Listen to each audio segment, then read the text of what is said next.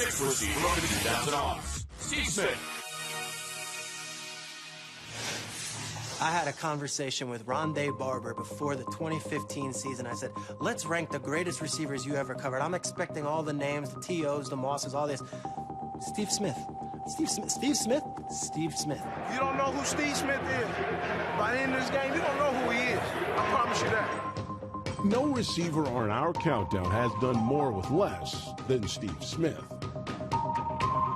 I think you can make a case for Steve Smith being #1 on that list. Think about the quarterback Steve Smith had to play with. 44-year-old Vinny Testaverde. Rodney Peete. Most of the time he played with Jake Delhomme.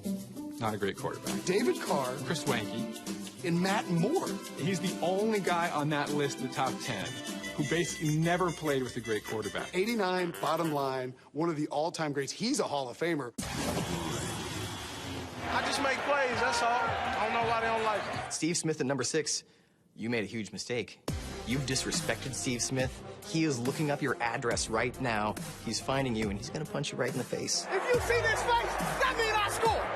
Tough as nails and annoying. If you see this face again, that means I scored again. The trash talking was fantastic, the way he would get into people's heads. Hey, leave your boy out there on that island so I can torch his ass. He would take defensive backs, cornerbacks out of the game because he'd wind them up so much they would forget about what's going on, and he'd just burn them. I was half expecting Steve to come out after a game and be like, the other team's water boy looked at me negatively, so I had to score 10 touchdowns. How does he do it? Wow, absolutely wow. Hell, they might put my mom out there now, and I'm gonna beat her like a drum too.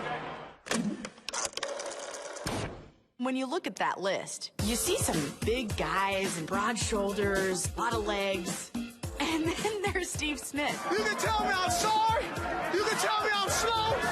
You can tell me I can't run. You can tell me I ain't gonna do nothing. But I wear these shirts, man. Steve Smith is every little guy you've ever met in your entire life. Steve Smith with coverage there. He went up and got it. Steve Smith had an element to his game that Chad Ochocinco didn't have, and that was he would beat you up. Blessing to be here, but somebody gonna get their beat today. He would beat the crap out of you on the field. If he caught the ball and saw you in his path, he would make sure to try to hurt you.